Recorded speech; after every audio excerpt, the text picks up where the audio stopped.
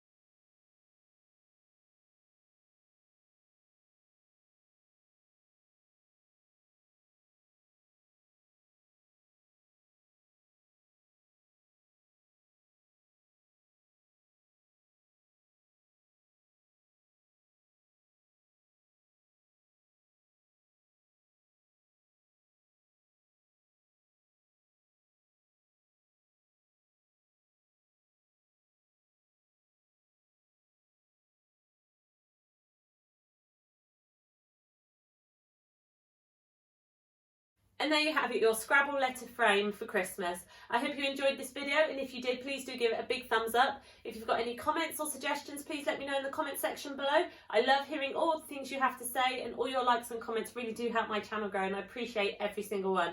And I'll see you in the next video. Bye bye.